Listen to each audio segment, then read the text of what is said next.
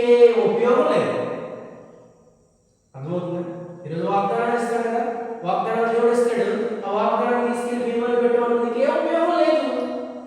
వాగ్దానం తీసుకెళ్లి బైబిల్లో పెట్టి చక్కగా మళ్ళీ వచ్చే సంవత్సరం మాస్టర్ గారికి బైబిల్లో తీస్తే ఏ ఉపయోగం లేదు. ఏం చేయాలంటే తెలుసుకోవడం వల్ల నీకు ఏ ఉపయోగం లేదు. రెండోదిగా ఆ వాగ్దానాన్ని చూసేది ఇంకొకరు ఉన్నారు. ఏరియా వేసి వెళ్ళిపోతుంటే మనం చూస్తున్నారు కానీ మేము కూడా వెళ్ళాలి ఆలోచన రాలేదు. అంటే వాగ్దానాన్ని చూడడాన్ని బట్టి నీకు ఏ ఉపయోగం లేదు.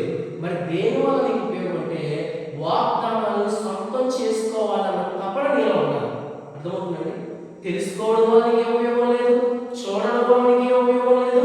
మరి నీకున్న ఏకైక ఉపయోగం ఏమోనంటే సొంతం చేసుకోవాలి అన్న తాపత్రయం నీకు ఉండాలి. అర్థమవుతుంది? కానీ ఎప్పుడైతే నీకు ఆ తాపత్రయం ఉంటుందో నువ్వు వాగ్దానాన్ని స్వతంత్రించుకోవచ్చు. ఆ తాపత్రయంతో పాటు 3 విషయాలు ఉండాలి. ఏం చెప్పాలి నువ్వు దేవుడికి? దేవా నేను నిన్ను విడువను అని చెప్పాలి. ఎప్పుడు విడవకూడదు?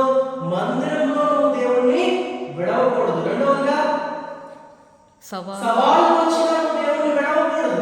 మూడవదిగా శ్రమలు వచ్చినా నువ్వు దేవుణ్ణి విడవకూడదు. అప్పుడు దేవుని వాగ్దానాలను నువ్వు స్వతంత్రించుకుంటావు. లేకపోతే తెలుసుకున్న చూసిన గుంపులో ఉంటావు కానీ స్వతంత్రించుకునే గుంపులో నువ్వు ఉండలేదు. కాబట్టి దేవుని వాగ్దానాలు నీకు ఇవ్వబడుతున్నాయి.